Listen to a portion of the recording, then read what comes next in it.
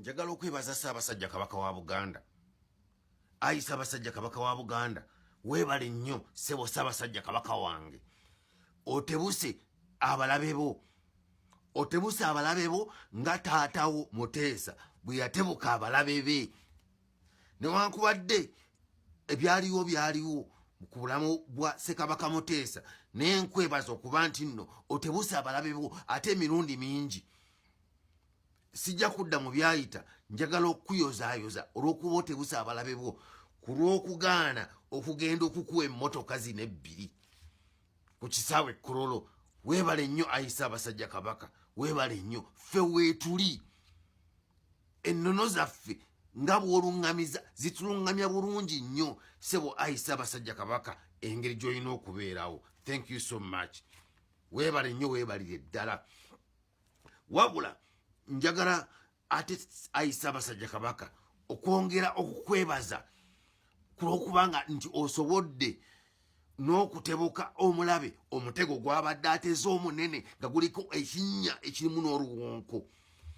Omutego guno gwe mutego nti nno omulabe waffe abadde akuteze okuyingira mu ndagaano amateeka gye gakkiriza gye bayita contract by conduct. Nziramu endagaano eyo gye bayita contract by conduct. Ye kyabadde ateze mu kintu kino kibadde bwe kiti contract by conduct. Ayi Ssaabasajja Kabaka, bw'oba osiimi nsobola okuginnyonnyola. Contract by conduct mu bufunze kiringa bw'ova wano n'ova ewakaawo n'ogenda ku siteegi y'emmotoka n'osangawo owa taxi. Owa taxi n'akugamba nti 3,000 ku Shoprite. Gwe wenyini oluwulira nti 3,000 ku Shoprite, n'oyingira mu mmotoka n'ekuvuga paka ku Shoprite.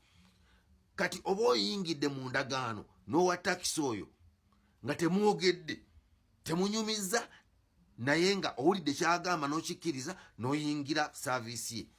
Oba oyingidde mu ndagaano ey'owa takisi oyo okutwala n'akutuusa ku Shoprite n'omuwa 3,000, kitegeeza alina okukutuusa ku Shoprite ate naawe olina ekkatala, olina omulimu gw'okumuwa 3,000. Kakati kye bayita contract by conduct. Kakati kikinjogera kino Ssaabasajja Kabaka kyatebuse. Ayi Ssaabasajja Kabaka, weebale nnyo. Mukama ayongere okuwa obulamu mu nsi muno. Babadde bateze agende akime emmotoka zino ebbiri ezibadde Kololo, zibawadde bo be bayita abakulembeze ba culture and traditional. Omwo nga bwe muli nekyabazinga ono gwe baalonda. Eyo ye Region Tier Ssaabasajja Kabaka gye yagaana. Eyo ye Region Tier. Kakati Region Tier giyingiramu by conduct. Tulina Kabaka omugezi. Babadde bagimuyingizamu by conduct. Ssaabasajja Kabaka n'agaana. N'akugamba nti nedda nze ennono yendabirira. Ffe tuvaayo. Gye tukoma okugula certificate, gye tukoma okugenda obulange ne bwe kye tuteekamu kyonna waliwo ssente percentage egenda mu nkuluze. Ssaabasajja Kabaka watu bw'abeerawo so tabeerawo ku musaala gwa mwezi, era kinnyonnyoddwa bulungi nnyo Vice President Alupo.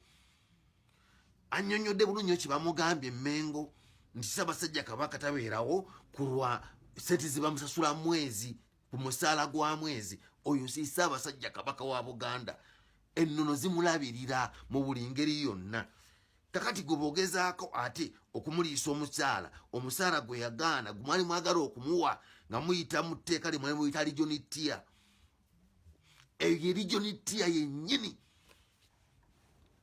Eyo ye Region Tier mbadde mwagala mutomeza kubanga bano bakyabazinga bo be bano abalonde. Ne bano bwolabye bonna abalala ayinamu Simanyi Ssaabanyala, ayinamu Ssaabaluuli, bangi baayina kubanga ye yakola etteeka ngayaga bibolabe biri mu bibiina by'obufuzi nti waliwo ebibiina by'obufuzi bye batondawo nga biri awo kulwanagana na kibiina kya by'obufuzi ekiri bakize nga kyamaanyi. Era mu ngeri yemu batondawo n'obulingo bwakabaka obulala ne chiefdom nga ne zibeerawo zisobola counteracting kingdoms ez'amaanyi omwali Buganda, Busoga, omwali Bunyoro, Bulitoolo, omulyankole n'endala. Eyo yali plan naye Ssaabasajja Kabaka agibuuse, agitebuuse. Weebale nnyo Ssaabasajja Kabaka wange, kubanga ekyo ky'obuuse,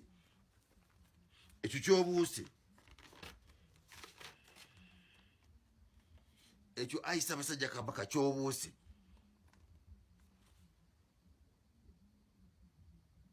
kwegamba bannaffe tebakirabye. Infact n'okugenda okukwata ku mmotoka ezo, ekyo kikwotana ne system yennyini ya decentralization.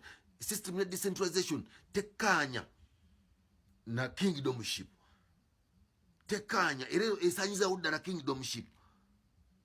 But eno system gye bayita eya decentralization, ate ggwe ogendayo otya ng'oli mukulembeze wannono.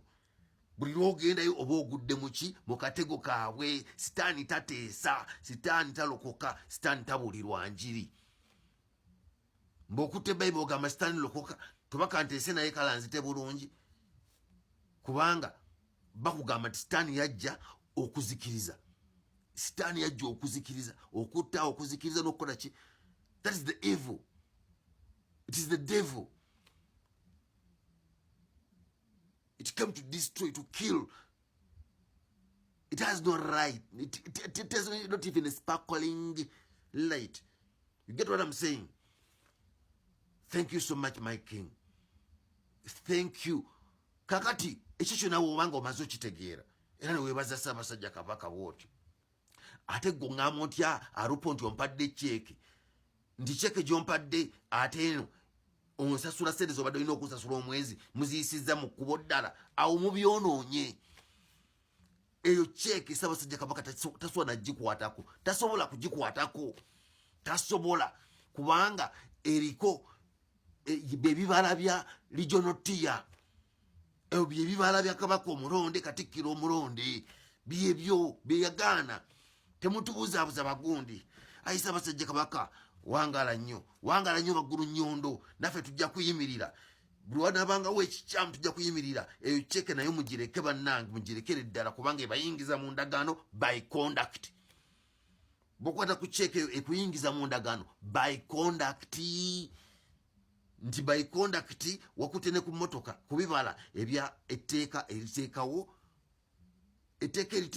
regional tier. Kaka